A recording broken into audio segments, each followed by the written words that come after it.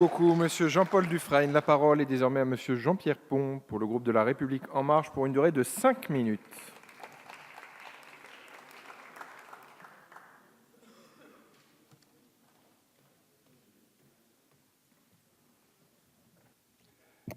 Merci Monsieur le Président, Madame la Ministre, Monsieur le rapporteur, Madame la Présidente.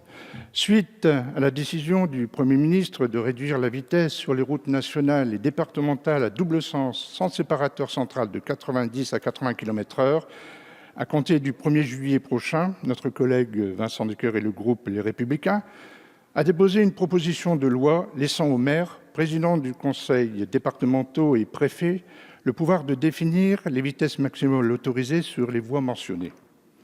Je me permets simplement à rappeler que les décisions concernant ces VMA ne dépendent pas de la loi, mais uniquement du pouvoir réglementaire.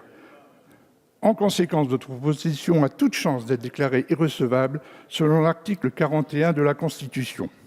Sur le plan du débat, je pense que nous avons eu en commission des lois un débat avec des collègues non commissaires aux lois qui ont pu s'exprimer sur cette proposition de loi. Sur l'exposé des motifs, vous avancez un certain nombre d'affirmations qui me semblent erronées. Oui, c'est normal, et ça a été fait. Décision, vous parlez de décision sans concertation.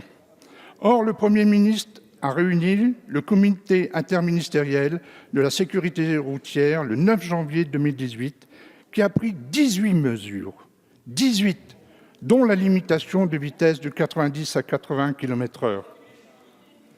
Mais pour le port de la ceinture de sécurité, y a-t-il eu concertation? De même pour la mise en place des radars, permis à point, contrôle d'alcoolémie et un certain nombre d'autres limitations des vitesses, que ce soit sur autoroute, les 50 km/h, etc. Il n'y a pas eu de plus longue concertation pour toutes ces mesures qui ont pourtant permis d'éviter un certain nombre important de morts.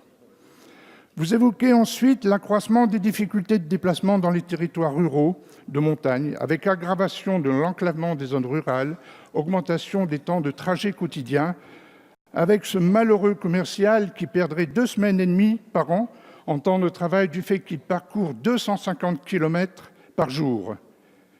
À condition simplement qu'il parcourt ces 250 km à 90 km/h. Et vous me le concéderez, je ne pense pas que ce soit sûrement le cas, qu'il passe toute sa journée à 90 km/h. Enfin, vous doutez de l'amélioration de la sécurité routière.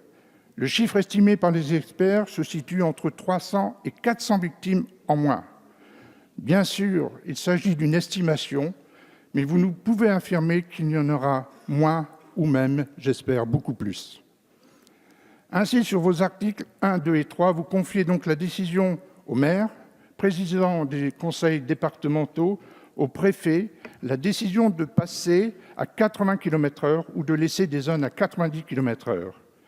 Même s'ils s'entourent des conseils de comités de sécurité routière, ce sont eux qui signeront les arrêtés et ce seront eux les seuls responsables. En d'autres termes, vous proposez ainsi de morceler le réseau routier en multipliant les zones à vitesse différente, donc à multiplier les panneaux de signalisation alors qu'il y en a déjà pléthore. Sur le plan sécuritaire, la conséquence évidente sera de provoquer, pour respecter ces changements permanents de vitesse, multiplication de coups de frein intempestifs, source de nombreux accidents. On pourrait même y ajouter une conséquence aggravante pour la sécurité, l'automobiliste devant tout à la fois surveiller les panneaux routiers et son compteur de vitesse pour respecter la signalisation changeant en permanence. Ainsi, pour conclure, et l'on comprendra bien sûr, nous ne pouvons être d'accord avec cette proposition de loi et nous ne pouvons que la rejeter avec ces 3 articles. Je vous remercie. Merci beaucoup, Monsieur Jean-Pierre.